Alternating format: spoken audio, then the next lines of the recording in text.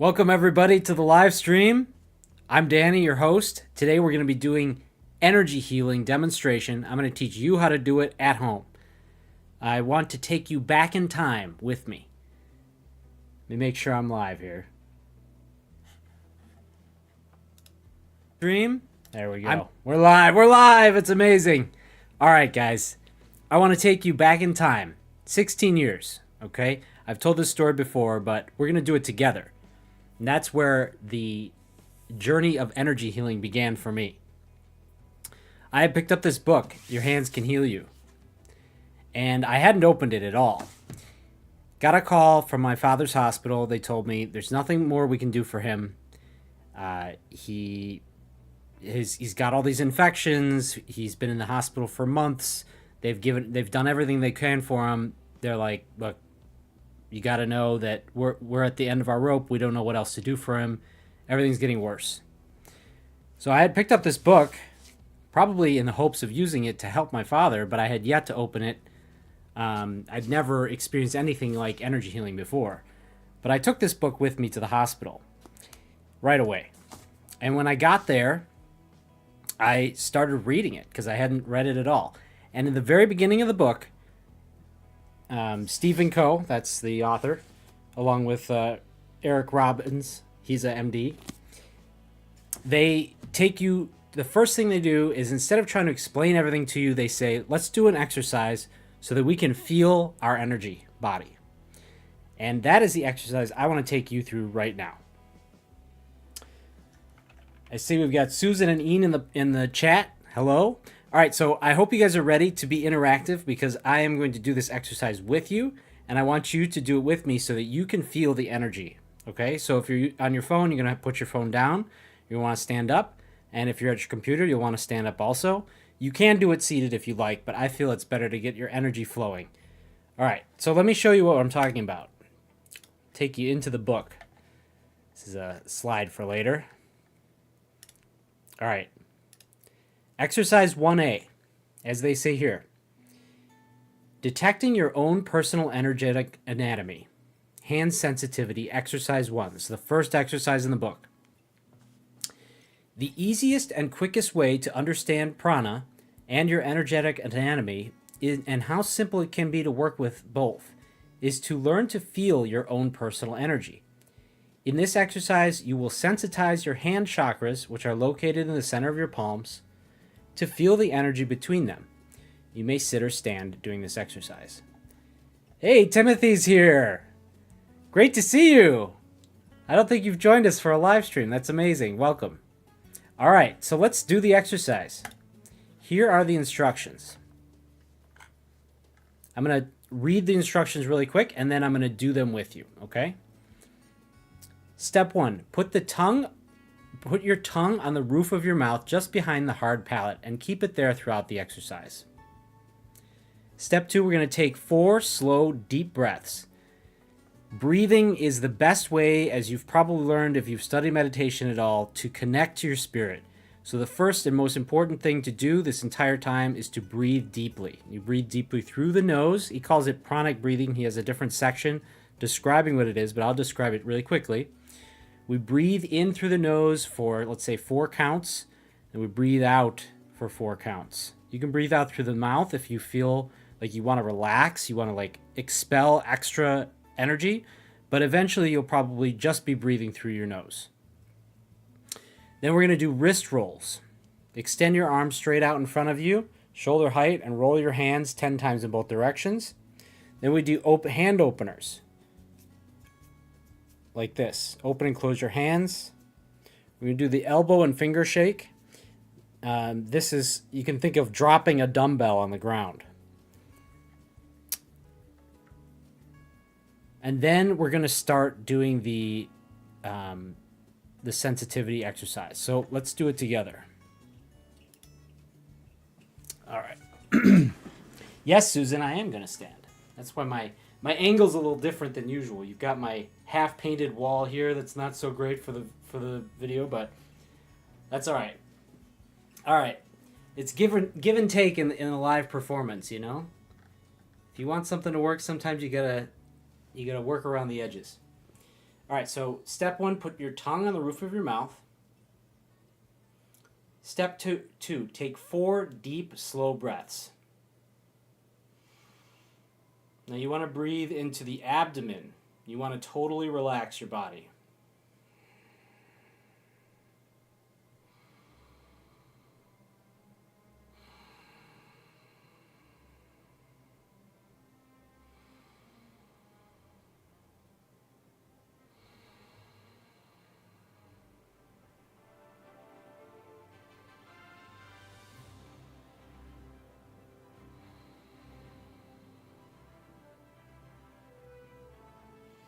I don't know about you, but I can feel the difference already. All right, step 3, wrist rolls, and I'll take you to the instructions so you can read them with me. Wrist rolls. So extend your hands straight out in front of you and roll your wrists in both directions 10 times.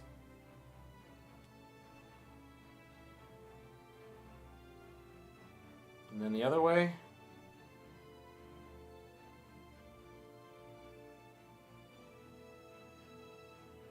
I don't want to rush through it, so I'll give you guys a chance to catch up. All right, and then we're going to do hand openers. So close your hands into a fist and then quickly open them. And you do that over and over 10 times.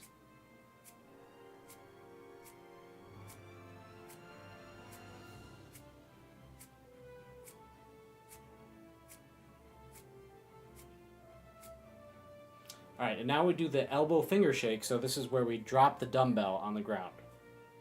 So you're like opening your arms and dropping it down.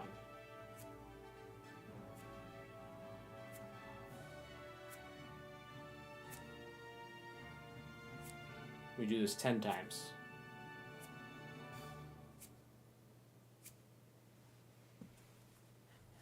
All right. Now extend your hands in front of you with your palms about 3 inches apart. As if you're about to clap your hands. Spread your fingers. With the thumb of your right hand, press down lightly into the center of your left palm. And then do the same onto the right palm.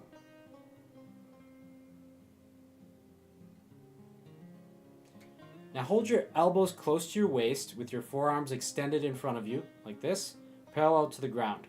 Keep your hands relaxed with your palms facing each other about 3 inches apart, as if you're about to clap.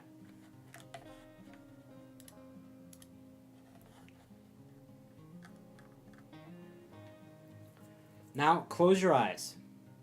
Keeping your hands a few inches apart, just breathe slowly and focus slightly on the center of your palms. And do this for about 10 seconds.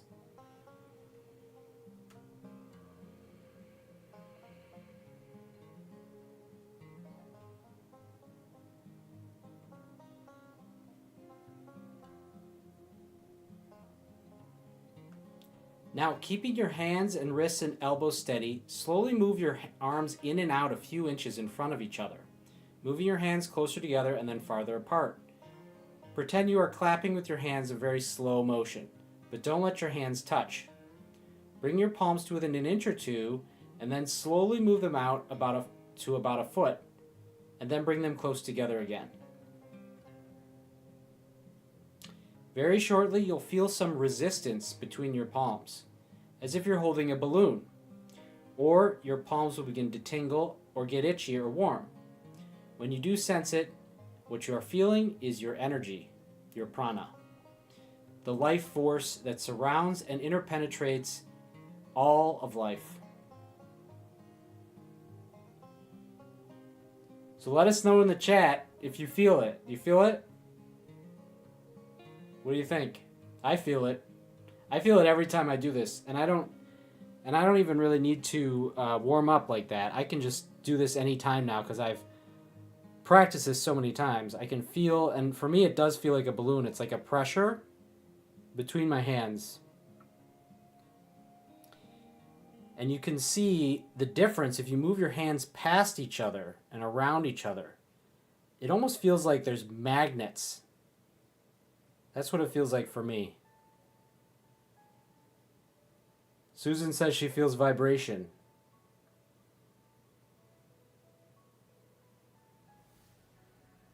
So as the author says, don't worry if you don't feel this energy on your first try. If you don't sense anything, you can do it again. You can do the practice again, but also recognize that even if you can't feel it, you are affecting your energy.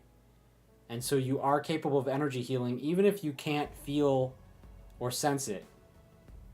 And I think that as the more you practice it, the more you'll be able to sense it. All right, so that was the practice that I did 16 years ago in the hospital room with my father, and I felt the energy right away. So when I felt the energy, I realized that this book was real. I also realized that basically everything I had been taught was a lie. I've had that experience many times, right? You learn something new, and you're like, oh, I guess everything I thought or believed before was just total BS. So if you want to hear the rest of that story, I do have a video about it. I'll tell you really briefly. I started working with this book. I read deeper into how to actually apply the energy to healing my father, and I will be going through some more of that. But before I go through more of that, I want to show you a couple more exercises that might get you to feel the energy if you couldn't feel it. Because to me, feeling the energy, that is the life-changing moment. When you realize this energy body exists, that our hands are a very specifically powerful part of our energy body that allows us to interact with other people's energy and with the world. You can see in this picture, let's see. Yeah. This is a drawing of the way that the energy flows through our hands. So you can see there's the palm in the middle where there's a large energy center, which is what we're feeling when we push our hands together and apart. And then also the fingers can direct energy out of the tips. And that's going to be important a little bit later when we discuss energy sweeping. So as I said, I started applying these practices from this book to my father, and within, I forget if it was a couple hours, but basically right away, all of his vital signs started improving because he had a temperature, I think he had a temperature of like 103 or something like that. He had really high blood pressure. He had like a blood infection, and every hour his temperature would drop a degree. His blood pressure would drop 10 points. So I don't remember if it started at like 200, 210 over, whatever it is, 120 or something very high, right? Normal is 120 over 80, I believe, or over 60. And every hour it would drop. And by I don't know if it was 3 or 4 in the morning, because I'd get up every hour and do another practice, especially encouraged by the results. His temperature eventually reached normal. His blood pressure eventually reached normal. And in the morning, the doctors came in and they had taken his blood the day before and they had done this full panel. And they're like, we can't explain it, but everything that we measure has improved dramatically. So, and my stepmother was there for this. She saw it happen. I think my stepsister was there also. And, that experience just totally changed my life forever. Right. It basically changed the direction of my life. I was teaching middle school science. I was planning on probably getting like a job in pharmaceutical companies with my master in bioengineering. After I finished a stint in the teaching, it was like a Teach for America program. If you're not familiar with it, basically they take people who are, gifted in science and math and they throw them into underserved communities. I was in downtown Chicago. But they only do a year, I think it's a 1 to 3 year period of being a teacher, and then they're released and they go out into, the workforce, because we weren't trained to be teachers, but they give us a crash course. Anyways, all that disappeared after this experience. I realized that, I even gave a speech to the kids. I did this exercise with my middle school students a couple months after this happened. And I gave a speech to the kids that was like, look, I'm teaching you science, but I don't know anything. Okay? I studied engineering and biology for 5 years in a top-notch university, but I don't know anything. you know. That's just the truth. And they all, rambunctious inner city kids, 30 of them, usually they're bouncing around, whatever. I gave this speech and all of them were rapt with attention. It was like somebody had finally told them the truth. And that's what I felt like. It was like the first time I was like being honest with them. So that's what happened to me 16 years ago. Started with this exercise that I just ran you through. And I hope, and Susan says she still feels it, and Matthew says he feels it. I hope you guys feel it, and I'm going to show you another couple exercises that should be pretty easy and fun. So let me pull those up.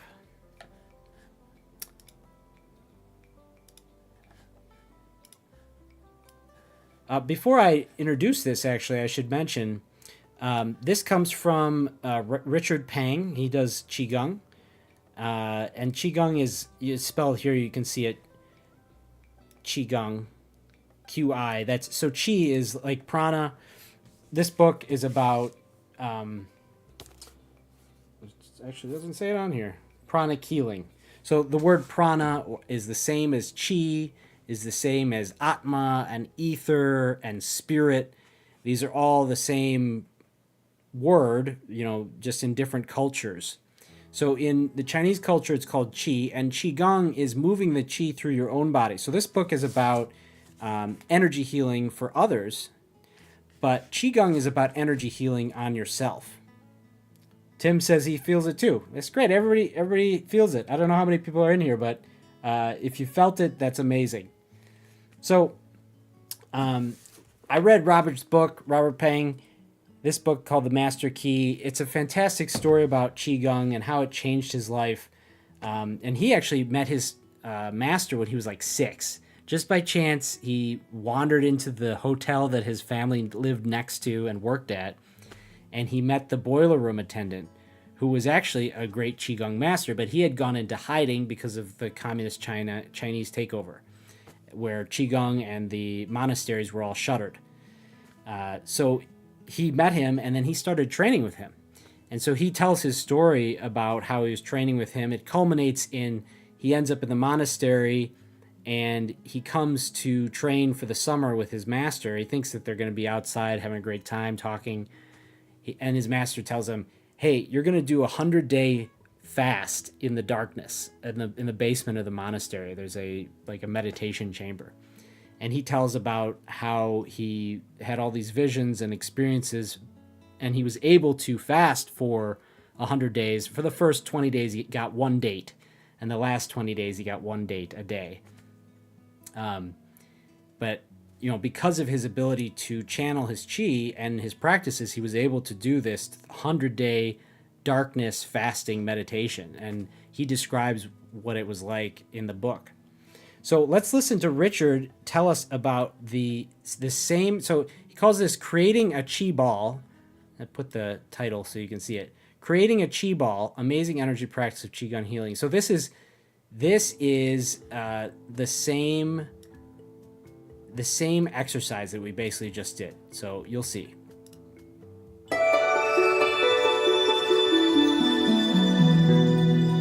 For doing this exercise, you can sit down or just stand up.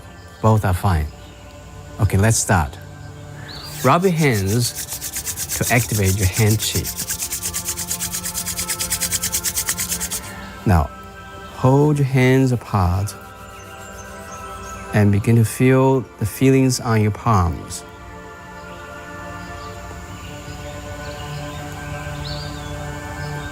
A lot of people begin to feel the buzzing feelings on the palm, the buzzing energies happening there. Now you can move back and forth to increase the feelings of the energies between your hands.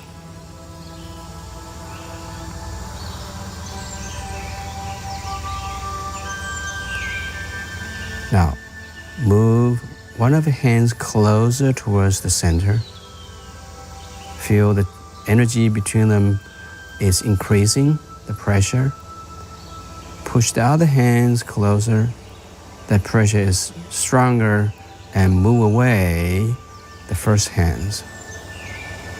Coming back, push the other hand away. So it's like a wave happening in between your hands.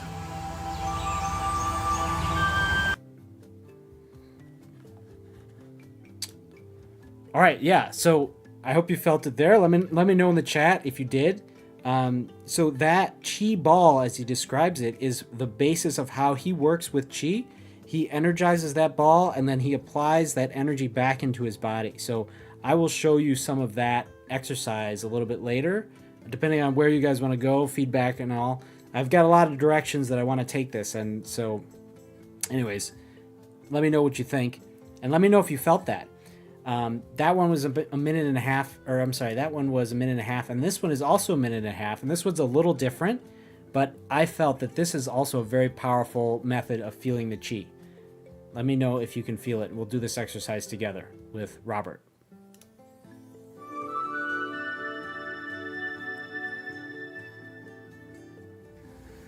Raise one of your hands and bend your ring finger and little fingers like this, and the other two fingers straight, thumbs pressing on here, like a handle of a sword.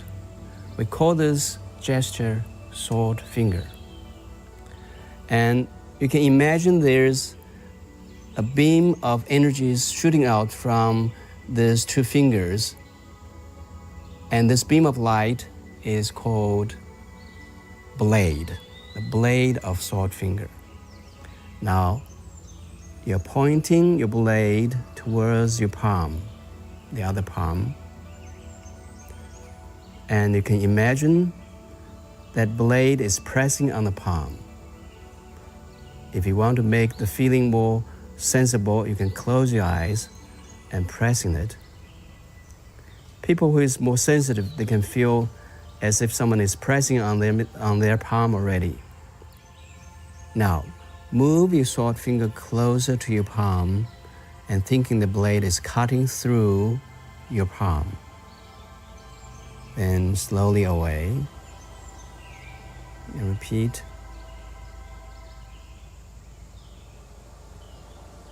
Can you feel it is like going through your palm? Very good.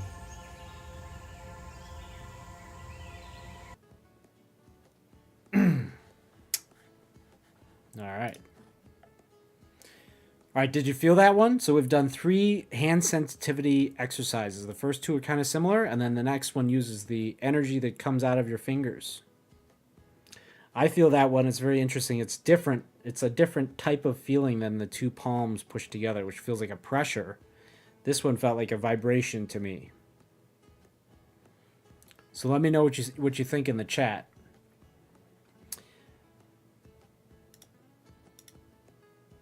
So I've got the book. This is the book demonstration of the expansion and moving of the Qi ball.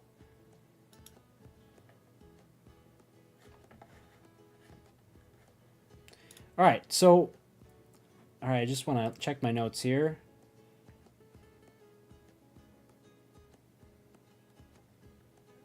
All right, so now that you understand feeling energy between your hands, you can understand that you do have a sensitivity for energy. And maybe you don't, but you can practice it. And so this comes to the next step, next step of energy healing. The first thing that you can do is you can use this ability to sense energy on either yourself or on someone else. And so in this picture, the lady is sensing the energy of the other person. And as you do that, you can start to see the contours of the energy body. You can feel areas where it's weaker, where it's easier to push in, and areas where it's stronger. And so you can use that information in your energy healing practice that will follow. Now, there are 2 main methods of energy healing that I have studied from this particular book. So this is the scanning demonstration. The first thing we're going to talk about is called sweeping. So there is energy energizing, and then there is energy sweeping. And I have found that sweeping is more effective. The idea behind sweeping is that you're just sweeping away the negative energy in the other person. The energizing is, maybe energizing is a little more advanced because you're trying to figure out, where do I need to put energy? What type of energy do I need to put there? So but the sweeping step is like, to me, it's acknowledging that we all are already healthy. We are all normally in a healthy state. Our body and our energy body wants to be in a healthy state. If we can just remove the negative energy, we can allow the person's natural ability to heal take effect.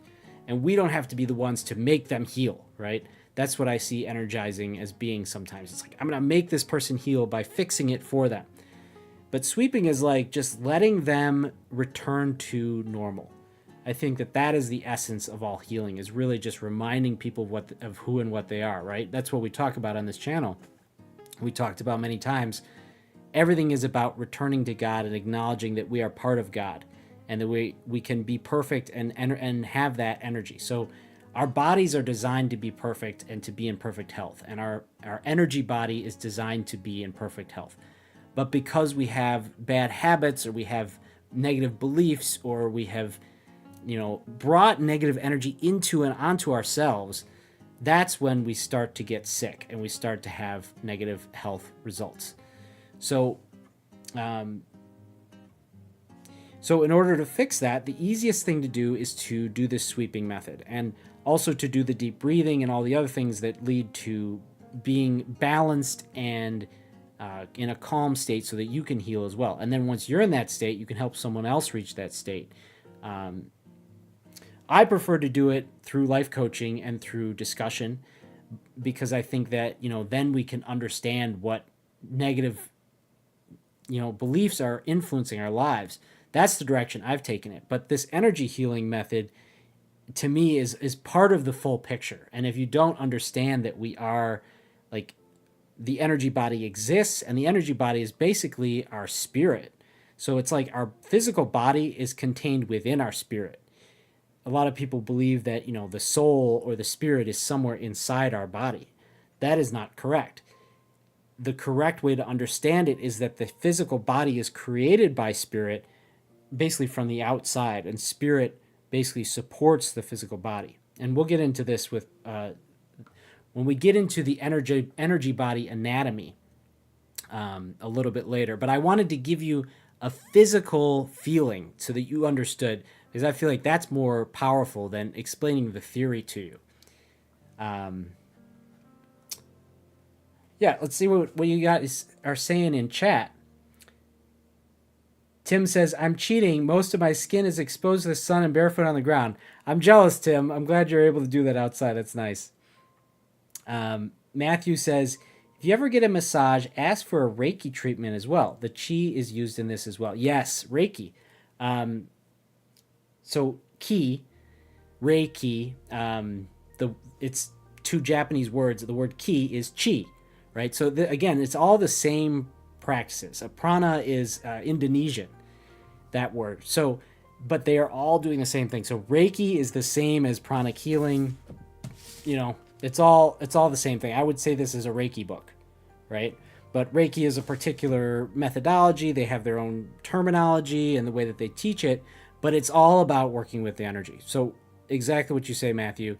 If you get a massage, you get, and you ask for somebody who understands Reiki, you're getting a massage from someone who understands that the energy body is also what they're working with, when you do massage. And I studied massage as well, because it's a natural extension of energy work.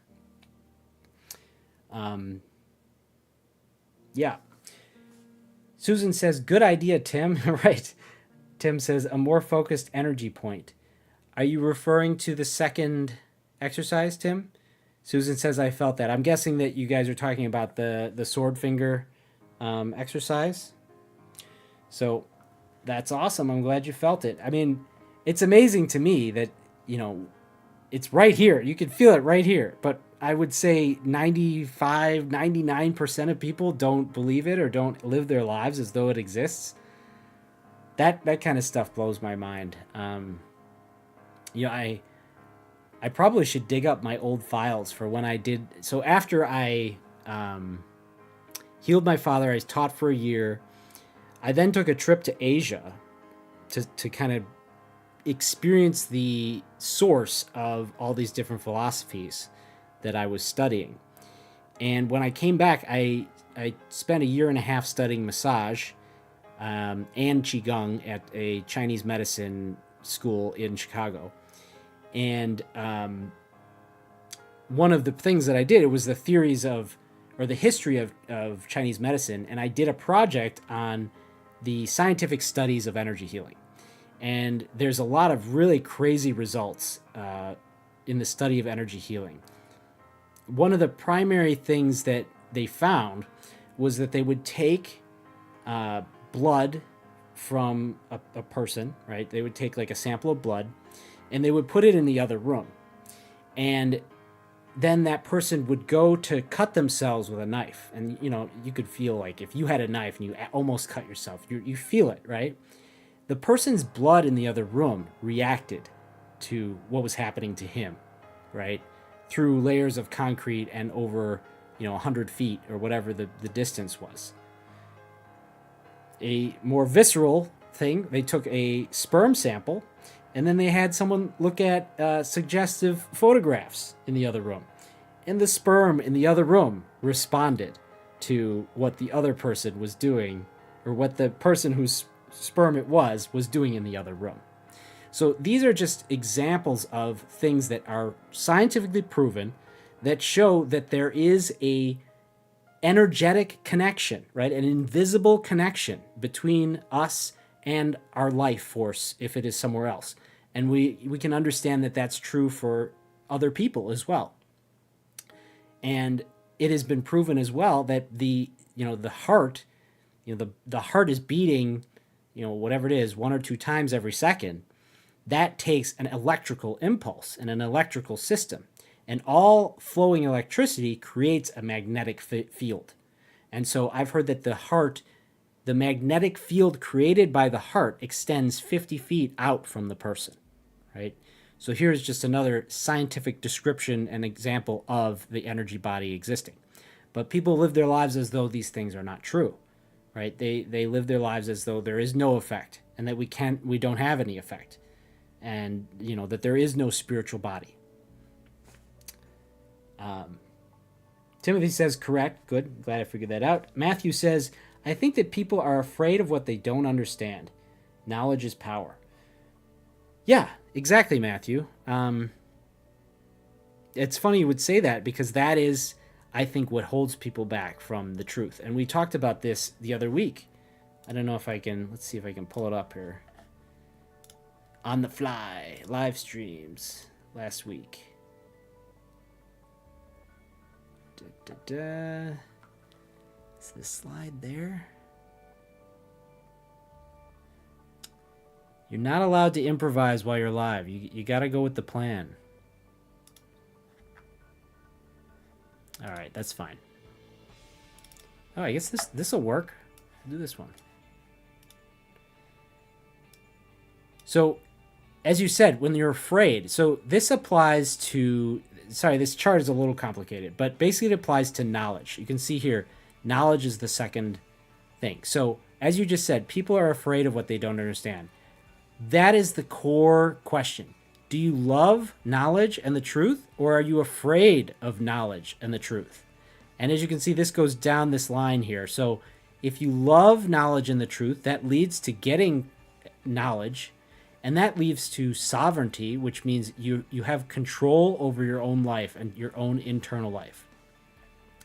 And that leads to freedom in the external world, which is a system of order where everyone is living their life.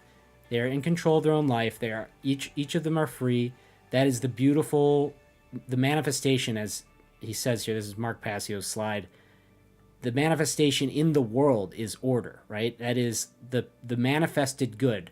What we all say we want in the world, peace, order, freedom, happiness, the freedom to pursue happiness, right?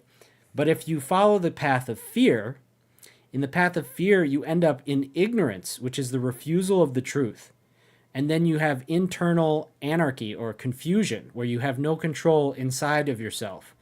And that leads to being controlled externally, which is the result is manifested evil or chaos. He also uses the word slavery, right? Basically where we don't have freedom and the world around us is controlling us.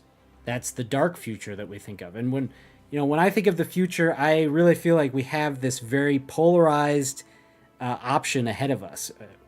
Are we going to end up in this beautiful, like, new age vision of like heaven on earth, or is it going to be this dystopian, dark, new world order, observation, surveillance state nightmare? It seems like those are the two options, right? And they might be mutually exclusive, but they also might be able to exist on the same planet. That seems to also be the way that the earth works is, your next door neighbor could be having the worst time of life and you could be experiencing bliss every day and meditating. There's such a range of experiences on earth. So maybe it will be possible that we'll have both. All right. Let's go back to the plan. So as I was saying, you can learn to sense someone's energy, and then what you can do is you can learn to sweep. So let's do the sweeping activity. So here is a demonstration of the physical process of sweeping. So after you do this hand sensitivity, you then use your hands and you just run your hands over the person in front of you. And since we don't have a person in front of us, hey, welcome, Yale. We'll do it to ourselves. So what you can do is to sweep yourself. You can either angle your hands in, or you can visualize yourself in front of yourself and then sweep yourself. Okay, that's what I like to do. So as you can see in this picture, the hand, these energy rays that come out of the fingers are what we're going to use to sweep the person. And so we do this process. We sweep from head to toe. You can see she's moving her hands from the top to the bottom in like a smooth motion, and you're sweeping away the negative energy. So when you're done sweeping it away, you're going to want to throw it away. If you're outside like Tim, you can let me turn up this volume here so you guys can hear me while I'm back here. Is that better? That's better, probably. Let's see if I can do it just a little bit more. So if you're outside like Tim, you can take that negative energy and just throw it into the earth. If you're working inside, you might want to basically mentally create like a wastebasket that has like a blue fire that can burn up any negative energy that you sweep. So you would sweep and then you can throw it into that bin. And I do it by flicking your hands, okay? And that's what's going on in this picture here.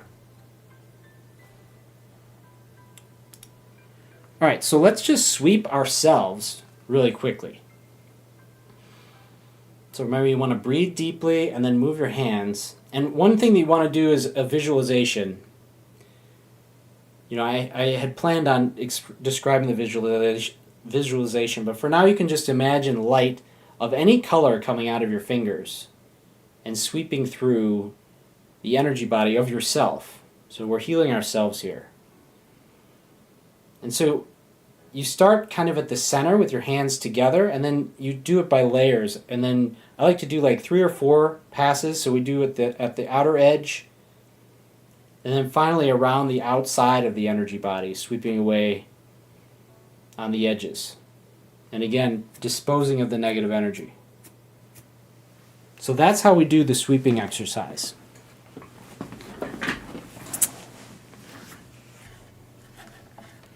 So I wanted to get back. So I mentioned you're going to be visualizing a light coming out of your fingers. And there's actually an important point of what color light or what type of light are you going to imagine coming out of your fingers. This chart is from the book Your Hands Can Heal You. And it describes some of the different colors that you can end up using. I found myself using green a lot, a light green, especially because it I was doing the sweeping process so much. And as you can see here, its application is cleansing, dissolving, decongesting. Sorry, I think my volume's a little high here. Testing. All right, just checking my audio levels. So I was using green because it was using cleansing, dissolving, decongesting, loosening, and disinfecting. Also, that was one thing. My father had an infection, so I was using green a lot to disinfect. And by the way, in the morning they came in. They said, "We can't believe it. The infection's gone from his blood." The blood sample that they had taken before I did the energy healing. But as I described, the blood sample that was sitting in the lab was connected to the blood inside my father that I was healing. Yeah, so there's green, and then violet also has a cleansing and disinfecting process. But what I believe is that you will be drawn to a particular color because that is maybe the color that you resonate with. So other things are like orange is good for eliminating and, like helping with digestion, for example. Red is strengthening and stimulating. Blue is used for pain relief. So if someone's in a lot of pain, you might want to channel the color blue to help the pain be reduced. So I don't want to go through this entire chart, but you can see when you visualize the colors, there's a lot of different things you can do. And obviously this goes even further. You can visualize rainbow, you can visualize golden light, you can visualize, the deities that you believe in, giving you the power, channeling that power through you and out of your hands. So there's a lot of really powerful ways to apply the visualization while you do the energy work. As I've mentioned a few times, I've been working on this video. One of the lessons, I've got 44 spiritual lessons I'm going to share with you in this video that's coming out. One of them is intention and attention are how we direct spiritual energy. So it's your intention to heal that really allows you to heal, and then your attention to your subject, right? You have this intention, and then you are able to apply your energy to paying attention to the person you're healing, getting the messages back and forth, not being carried away somewhere else, having your attention somewhere else, and just going through the motions. You have to have your attention on that intention and in the present moment with the person that you're healing, including yourself, right? Yale says, like a lightsaber, but with no dark side. Interesting. Are you talking about the light coming out of our fingers? Yeah, it's funny, the finger sword exercise we did just a minute ago. I don't know if you were here for that, Yale, but it's like, he's like, okay, now use the sword and cut through your hands. Like, oh man, I don't know if I want to do that, but it's okay. It's okay. Again, it's about your intention, right? You don't actually want to cut your hand. And so as you're directing your energy, you're not going to cause harm. What your intention, or our intention was in that exercise, was just to feel the energy. And I definitely feel it. Oh yeah, the colors, you're right. Yeah, exactly. And we're going to get into that. I'll show you a really nice colorful picture here. We want to talk about the chakras a little bit later. The chakras really connect directly with all these different colors. Everything lines up, violet being the highest vibrating color, and this is scientifically is the case, and then red being the lowest vibrating color. And then the lowest chakra, not that it's the least important, but it is the closest to the earth and the most material chakra. So anyways, we'll get into more of that. I want to finish giving you the real practical application, because you don't need to know all this information about the chakras to do energy healing. There's a ton of theory out there, and I think energy healing people and gurus, they want you to believe that you need to know what they need to, or what they know.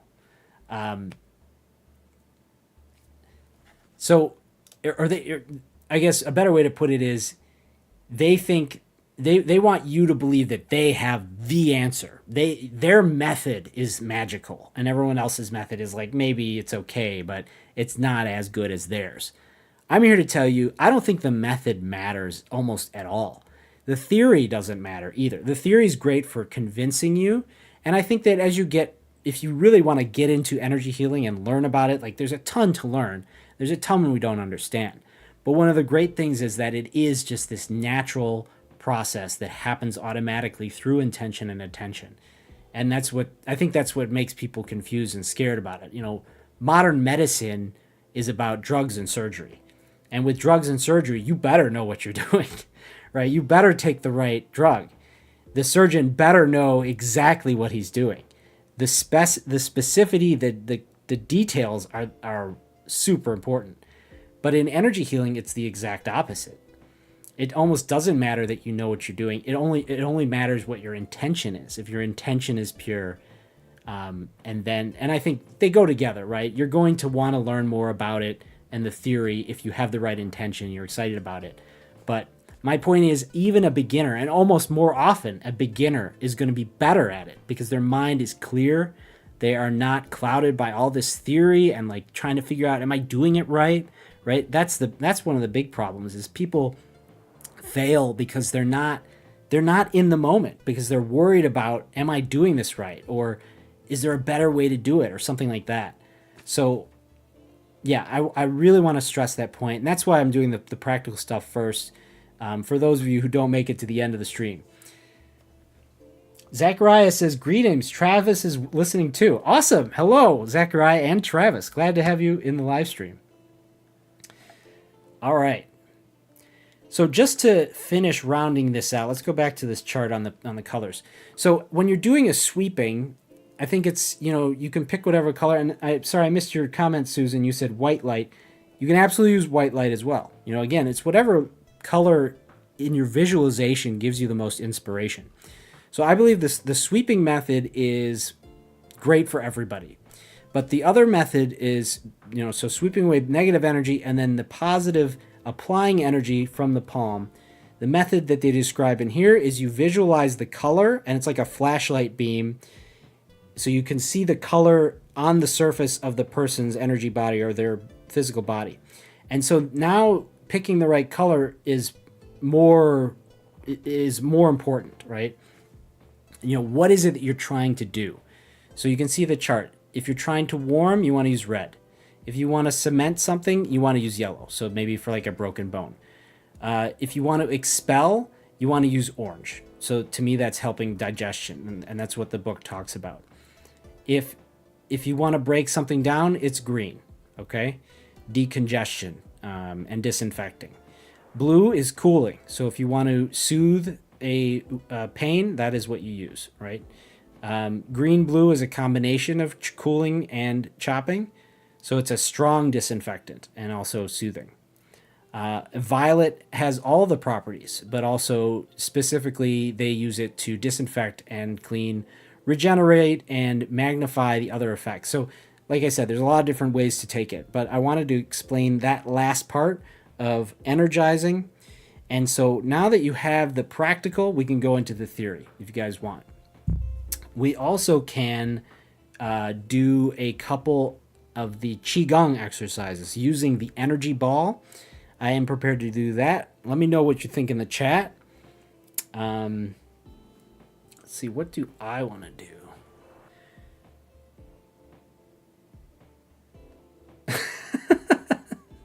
Ian is the comic relief. If you wanna laugh, read his comments.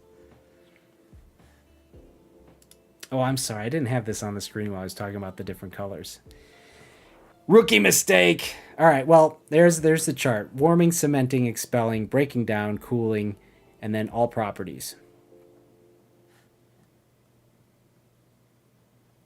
Oh, there is one more thing that I wanted to mention when it comes to sweeping. So sometimes you're going to want to sweep a specific point in the person's body. If you really want to remove negative energy in one particular area, the general moving of the hands, sweeping from head to toe, I think that's very effective.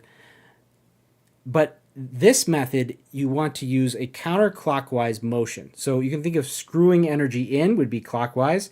Screwing energy out would be moving counterclockwise. So what you do to sweep a particular spot is you move your hand in a counterclockwise way, and then again, remember to throw away the negative energy into your receptacle that you've either created or into the earth. Oh, Eleanor's here. She says, happy to be listening. Welcome, Eleanor. So glad to have you guys. We got the full party on Fridays. You know, sometimes I'm like, man, this live stream is pretty difficult to do. I got to do all this preparation. But the fact that you guys come and want to listen makes me want to do it every single week just for you. Okay. So that's why I'm here. All right. So we've gone over the practical methods of energy healing. And it's 3:25. All right. That's pretty good. So I hope that was helpful. Do you guys have any questions? Feel free to put them in the chat, please. Ian says, I just ditched work for this. Amazing. Well, I hope this is more valuable. All right. So this is the chart from the book. This is the chakras that they show. And every system has a little bit different description of the chakras. But I want to show you what I believe is the most accurate. This is a chart of the 7 chakras, okay? You've got the root chakra, the sacral chakra, the solar plexus chakra, the heart chakra, the throat chakra, the third eye chakra, and the crown chakra. If you're not familiar with the chakras, this is part of the energy body, and these are energy centers that bring energy into the energy body and they expel energy out of the energy body. So each one, it's basically like Maslow's hierarchy of needs. We start with the very first chakra, which roots us to the earth. It's called the root chakra, and it deals with survival, right? And it says it's blocked by fear. So the opposite of survival is fear for your life. And that corresponds to the first level of Maslow's hierarchy of needs, which is, is my physical safety threatened?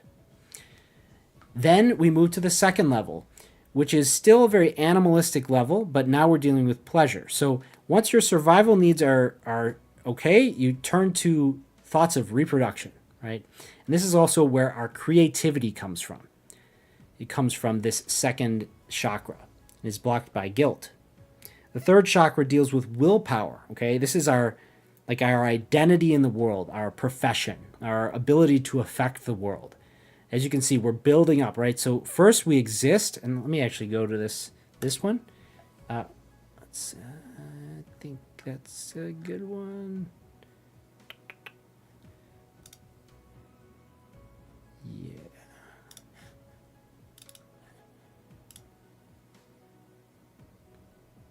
I thought I had a different one. Let's see. Sorry, I just want to give you guys the very best pictures here.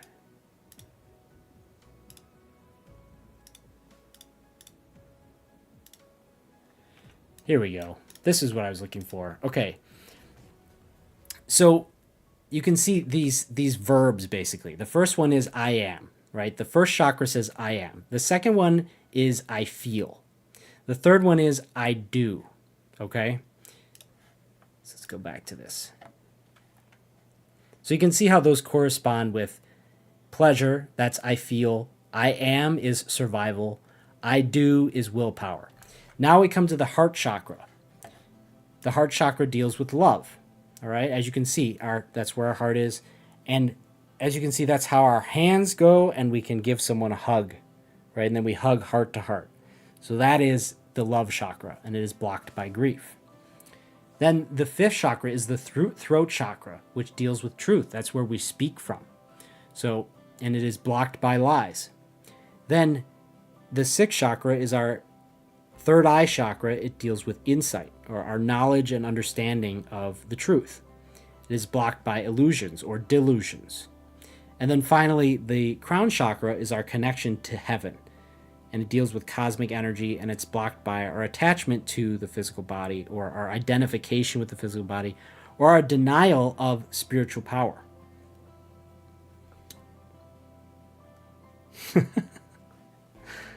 All right. So let's see. This is a little zoomed in. There we go. So here's a good list of mantras that we can use to heal each of these chakras, okay? And let's go through them from the first chakra at the bottom. And I also want to show that this chart starts to show us how the 5 elements work into the chakra system. So the first chakra is earth, right? It's connected to earth. And the mantra is, I am grounded, I let go of fear. I am grounded. I let go of fear. Then the second chakra. It is the water chakra, and it's you can think of the water chakra like all of our our urinary system and our sexual system. That's a bunch of fluids. That's water, right? I am creative. I let go of guilt. I am creative. I let go of guilt. Then we move up to the solar plexus chakra. And I've seen different charts here. I feel like the fire is, yes, it's in the solar plexus, but it's also in the heart. Is fire and passion burn from the heart. So fire is in the third chakra here, and we say, I am strong, I let go of shame. Move up to the heart and the throat chakra, we have air, right? Air is in our lungs, which is right there in the fourth chakra. I am loved, I let go of grief. Move up to the throat chakra. Using ether, right? Ether, light, and thought. These all are kind of like almost the ephemeral spiritual energy, and that's why I call them the fifth element. The fifth element is ether, light, thought, consciousness. If you've watched my 5 elements video, it is our consciousness. And our throat chakra is where we begin to express our consciousness. I believe it also blends with air, right? And then we start to get into true ether in the sixth chakra. I am expressive, I let go of lies. I am intuitive, I let go of illusions. And I am divine, I let go of attachment.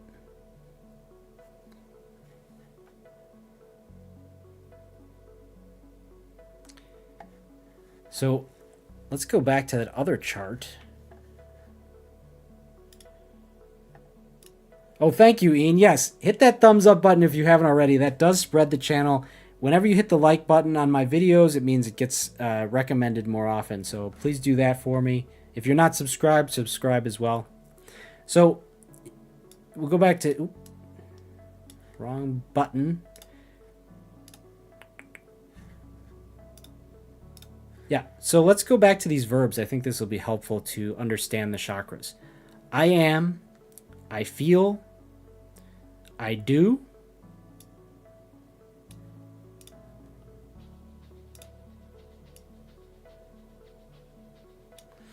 I love, I speak, I see, and I know. And here's another set of mantras that are helpful. So the first chakra is about being grounded and really accepting the fact that we have a physical body and that we're in this world and we are where we are, right? The mantra is, I can't grow from an unsteady foundation. The color is red. The element is earth. And this is an interesting one. When it develops from 1 to 7 years old, a lot of the chakra theory that I've read and heard about is, children develop them at different stages. Again, it's like Maslow's hierarchy of needs. What do children first learn? First thing that they learn is that they exist.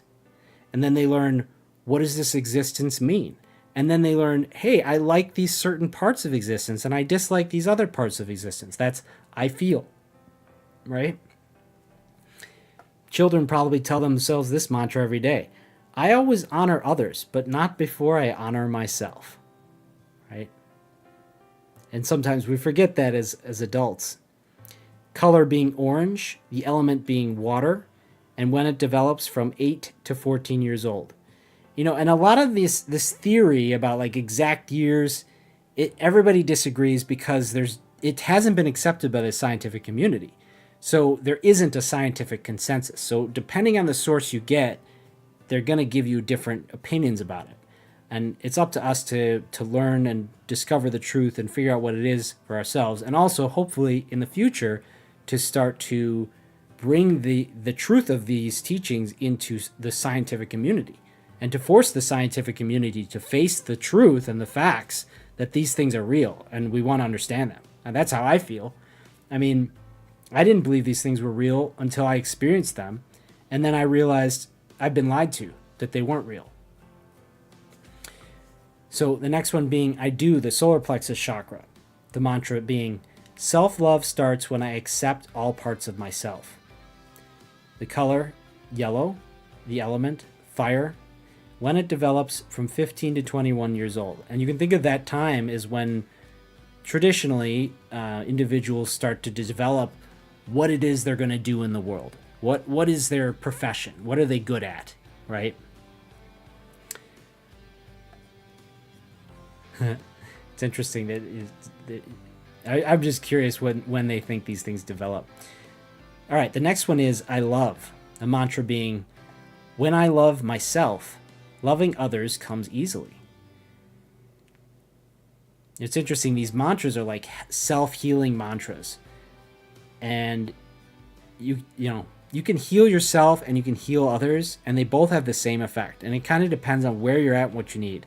If you're in a difficult spot, you're not having a good time, sometimes it is a good idea to go try to help somebody else, but sometimes you just need to take care of your own issues, and that's how you're going to have the best effect on others. So like I said, everybody who approaches this stuff approaches it in a different way. I speak. The mantra being, the mantra is, I speak my truth always. I love this one. Maybe this is because this is one of my, this is what I'm doing, right? I'm speaking the truth as I understand it. And that is the point of my channel, is like, I feel like there's all these things that people don't understand or that they don't see the truth of, and I want to help them see the truth.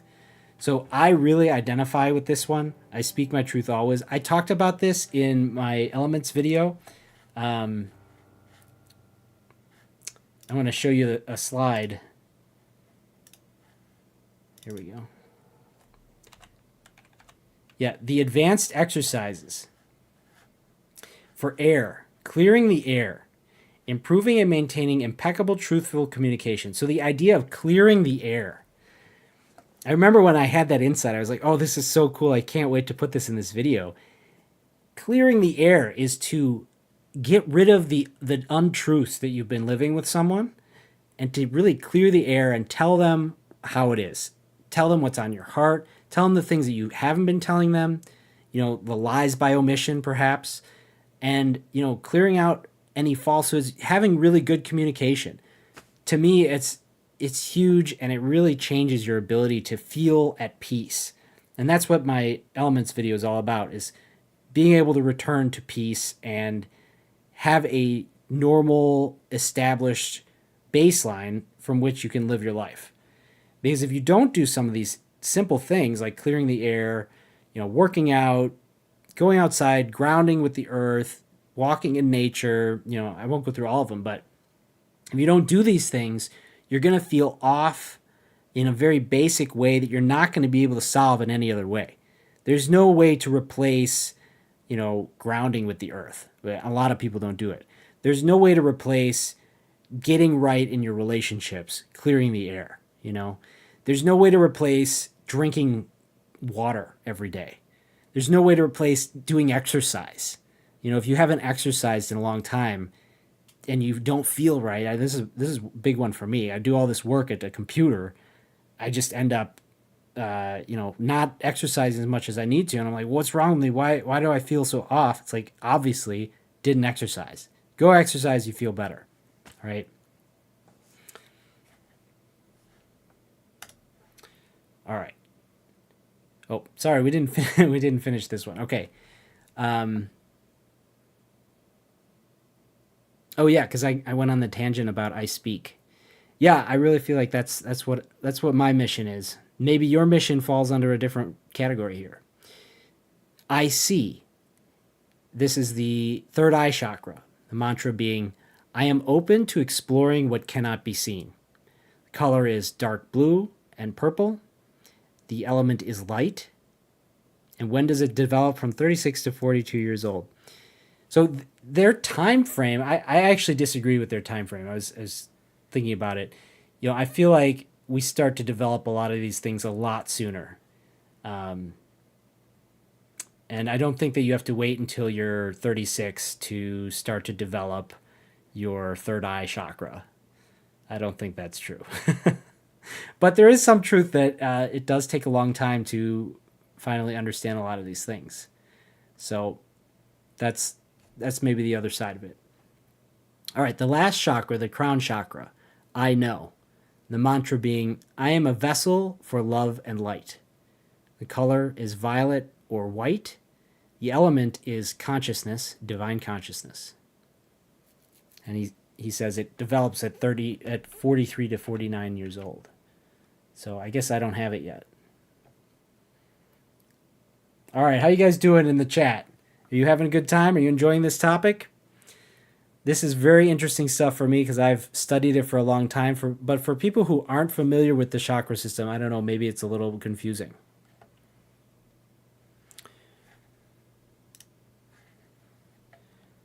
All right, let's see what else we can talk about here. I just wanted to show you how the elements correspond. This is a chart of the elements. Okay, and then I wanted to talk a little bit about the actual energy body. And again, because it's not studied, there's a lot of different perspectives on it. But there were some commonalities in the different things that I studied or what I found through my research. You may have heard of astral travel. I actually have a video about astral travel. And you can see here the astral body. The astral body is the transition layer between the physical plane and the spiritual plane. And so if you want to journey into the spiritual, you study astral travel. And so the idea behind the energy body is that as we get closer and closer to the body, the energy becomes denser and denser until it is literally the physical body. You see here the physical body, and then the etheric body.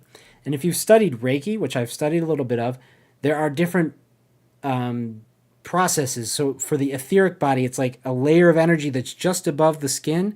And in Reiki, they actually have you pull on it and kind of loosen it up, right? And then with the astral body, it's like a cloud around the body, and they have you fluff it with your energy, right? So I just wanted to show you guys a lot of the different theories. And here's another picture. I thought this one was pretty, so I put it on there. But here you have the energy body surrounding the body on the outside, and then you can see the chakras as well. So we can see both in this picture. And again, they follow the rainbow, going from the low vibration red to the high vibration of violet. And you can kind of get an impression of what these different energy bodies, their effects are. So I was trying to find some more, a good graphic to describe that, but I wasn't able to find that much. But the etheric body is like closest to the body, helps, define the physical body. And then the emotional body, you can say it affects our emotions. The mental body is the mental part. And then we start to enter the spiritual realm, the astral body. And then you get all the way up into the causal body. It's like that is like where maybe the spirit interfaces with the physical worlds. Like it's causing the energy bodies, the lower energy bodies, and the physical body to exist, right? So it's like that's like the level of God or of heaven. And there are other let's see, I think I actually have a picture of it. There are, yeah, so here's another energy body. Where was that one? Thought I had another one. Oh yeah, this one. Right, so this one has 12 layers of the energy body. And he has a description for them all. We're not going to go through all of them.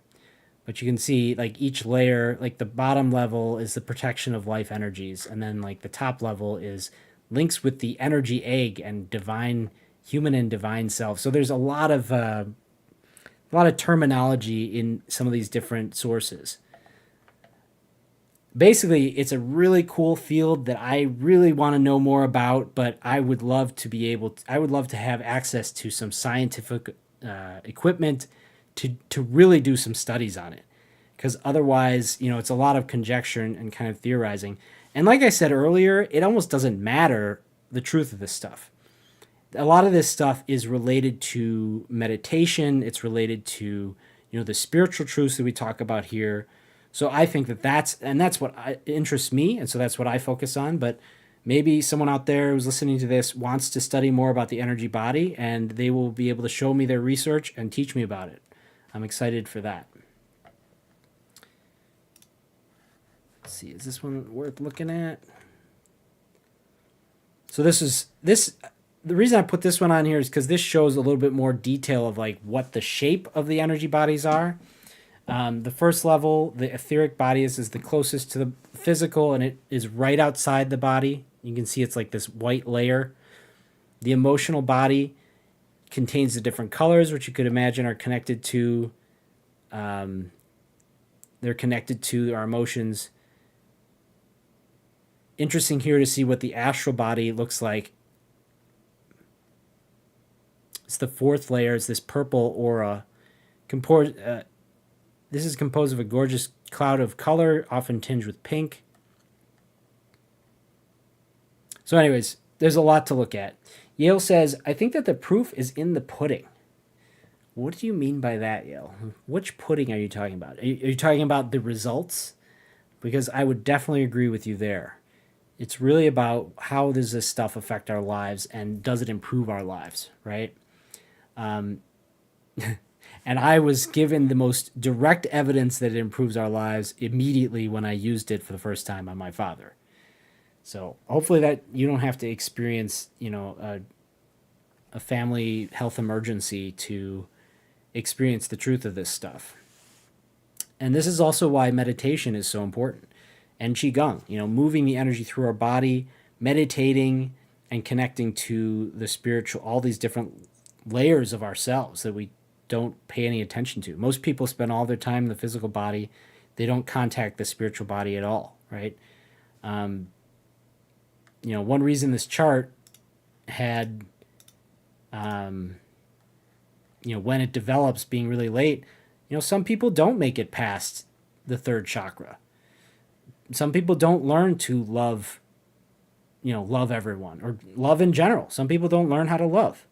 All they can do is do things in the world and try to take care of themselves, and they pursue selfish goals, and they never reach the point of loving other people. And then, the highest form of love is understanding how we can love our enemies and love strangers just as much as we love those in our family. And I believe that when you, as I said before, when we follow love, that's how we can attain knowledge, and that's how we can end up speaking the truth, seeing the truth, and knowing the truth, right? Yale says, it's nice to see science, but that doesn't really prove anything since something like this is beyond measure. Yeah, it's interesting. There's a lot of belief that science and spirituality can't mix, but I just think that we haven't pushed the science into that frontier. And I'm not saying that science is going to solve it, right? Science should never be finished, just like our understanding of this stuff would never be finished, no matter how long we study it, right? It's an infinite mountain to climb. Science can just continue to understand more and more, and then as you push the frontiers of science, it's like an expanding sphere. The bigger the sphere becomes, the greater the surface that we see that we don't know.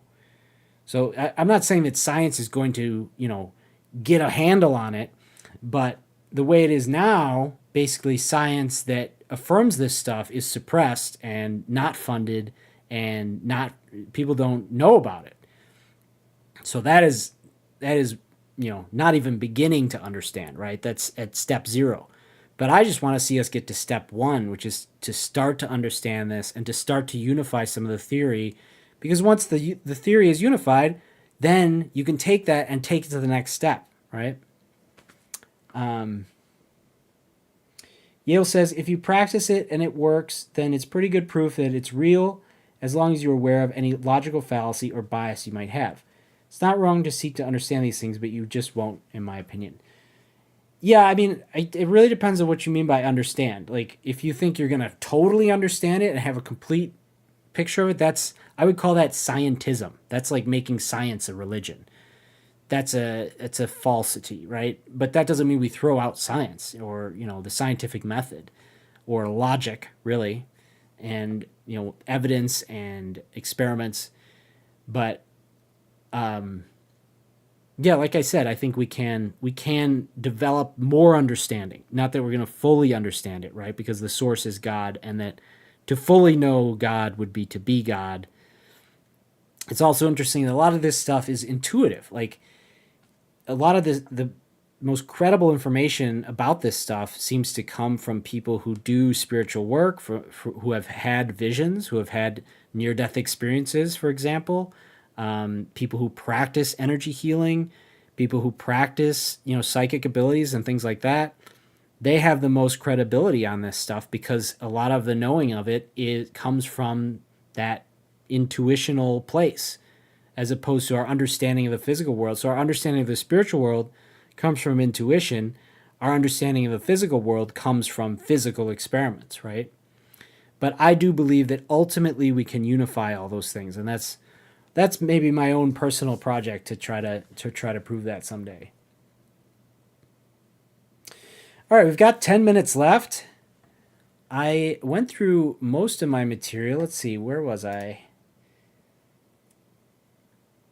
Yeah, we went through that. We talked about the chakras and the energy body.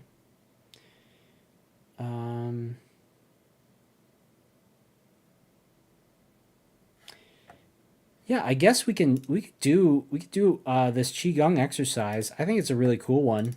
I think you guys are going to enjoy it. So we talked about playing with the Qi ball. We watched that video.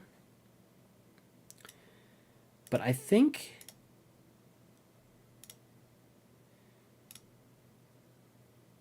sorry for I didn't edit these as well. All right, so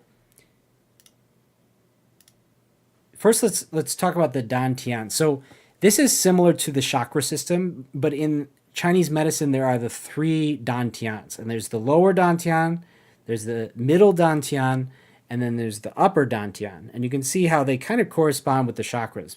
The lower one being like the first and second, and maybe the third, and then the middle dantian being the third, and the heart chakra, and maybe the throat chakra, and then the upper dantian being the third eye chakra and the crown chakra. And so he has 3 different Qigong exercises, and basically the way they work is you create the Qi ball, you can see here, and then you energize the Qi ball, and then you put it into the dantian, okay? So why don't we do this exercise to close it out? So these are the steps. So first we activate, then we catch the Qi ball, then we pump up the Qi ball, then we circulate the I forget what he calls it, but it's basically like a holographic image of the dantian that we put into the Qi ball. Then we empower the holographic image, and then we restore the holographic image back into our energy body or into our dantian. So, and just real quick on the dantians, let's go back to the picture. The lower dantian is related to vitality, right? That's our like physical well-being. The middle dantian being related to our relationships, to love, our connection to others. And then the third highest dantian is knowledge and wisdom. So basically he says the purpose of this, as you can see on the cover here, I don't know if you can see that, vitality, love, and wisdom. Those are the 3 virtues that he's working to develop with this Qigong method. All right, so let's do it. Step 1 is activating. So I'm going to stand up. Turn up the volume a little bit. Testing. Ooh, it's too loud. Testing. All right, that seems pretty good. So I want you to choose which one you want to improve today. You can do the lower dantian, the middle, or the upper. And do you want to improve your vitality, your love, or your wisdom today? Pick one, and then we'll do the rest of the steps. Put it in the chat if you want to share it with us. Let's see, I'm going to work on vitality today. So that's the lower dantian. So you'll find there's a sensitive spot right between your navel and like your pelvic bone. That is the center of the dantian. So in this first step, we activate it by putting our middle finger and just tapping there. And what we're doing is we're setting our intention to focus on that today, or in this exercise. Okay, once you've activated that dantian, we're going to catch our Qi ball, as we were doing before. We're going to feel that Qi ball between our hands by moving our hands in and out. And remember to breathe deeply. That's another way to activate all this energy.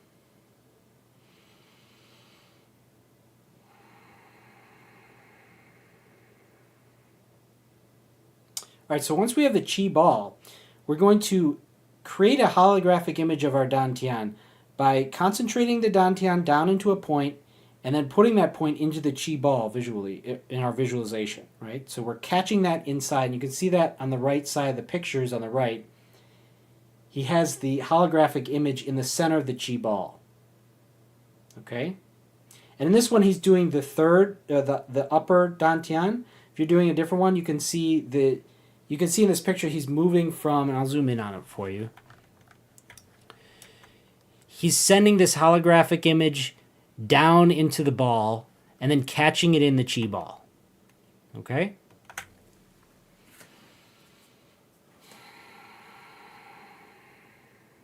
So once you've caught the holographic image in the Qi ball, the next step is to pump the Qi ball. And so we're moving our hands in and out to move more and more Qi into the Qi ball.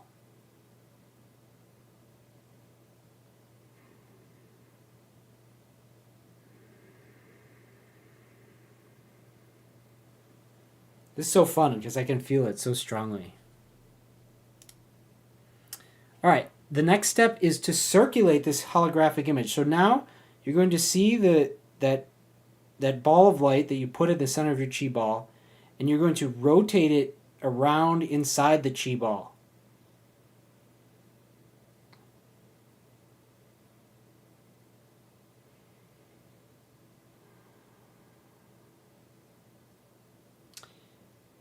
Ines, is breathing important here? Yes, it is. Especially if you can't feel it. If you're kind of not, and if you're not able to focus, breathing deeply is going to keep you in the exercise. So now, after the holographic image has been rotating in your Qi ball, now we're going to do the step of empowering.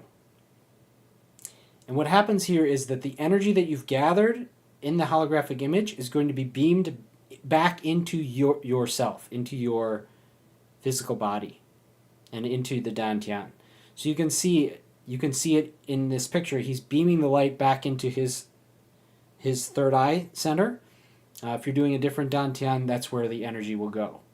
And so every few seconds, as it's rotating, and he has it actually rotate in a figure 8, and so that when it hits the center of the ball, it beams the energy back into your body. So you're visualizing the holographic image rotating through the Qi ball, and then it's moving in a figure 8 and beaming the energy back into your body.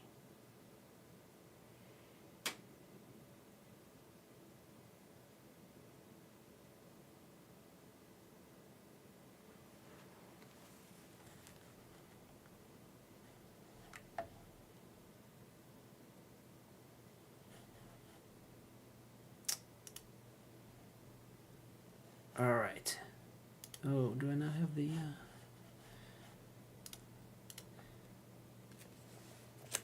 Ian says, I think I saw a Chinese man do this at the YMCA. Right? All right.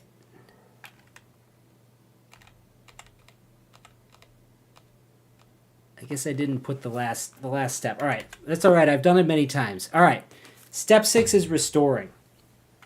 So after you've empowered your dantian and you have the Qi ball, now we're going to restore everything back to normal. So we're going to take the Qi ball and the hologram inside, and we're going to concentrate it down back into a small energy ball and put that energy ball back into our body. Right? So we had pulled everything out and now it's back. And now the final step is to take the sword fingers, imagine the yin yang, and stamp and seal the energy inside of yourself. That's step 7, sealing.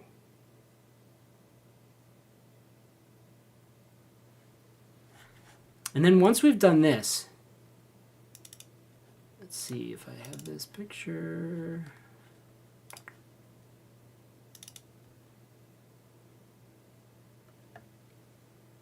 All right, well, so after we've completed that step, we've reached the end of the exercise, but before we're finished, we actually do what's called nourishing Qi.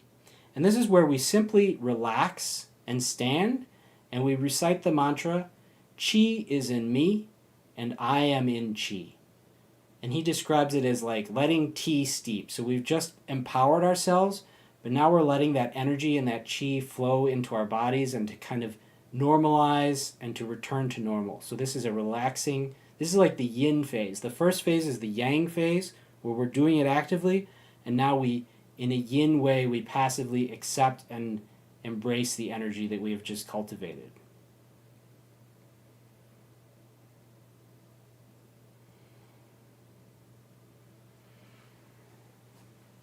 All right. And you guys can do that as long as you want because you're just watching, but I want to make sure that I can close out the stream here. It's 4 o'clock. Ian says, I thought he was going to shoot a fireball. You know, I always wanted to do that. But it turns out the only thing you can shoot out of your hands is healing energy, which is probably for the best, right? We don't want people throwing fireballs all over the place. Although I have seen some crazy demonstrations of Qi Gong, and there are some great descriptions in this book of Qi Gong miracles. And, you know, like one of the first things his master does to get him to understand the power of what he's teaching him is he has him hit him in the chest with an axe. And he does it 3 times, and then his master tells him, go check the tree out there in the courtyard. And he finds that the 3 axe blows had hit the tree and not his master's chest, which was unblemished. Ian says he was so happy after it was done. Are you happy now that you did the exercises? Tell me what you guys think. I want to know if you guys experienced anything, what your physical sensations were, what was your favorite exercise? What did anything change your perspective? You know, for me, I felt the energy. It's so fun to share this because it motivates me to do these practices more often. And I definitely feel the energy. I definitely feel it. Ian says, I feel like Donald Trump, king of the world, baby. Awesome. All right, guys, if you haven't hit that like button, hit the like button, subscribe. And yeah, if you want to rewind and do these exercises again, I hope that I gave a very good explanation so you can just go back and do them again if you didn't get a chance. And I will be sharing more of these in future videos and in future live streams. I'm live every Friday from 2:30 to 4 p.m. Central Time. That's been today's show. I love you guys, and I will see you next time.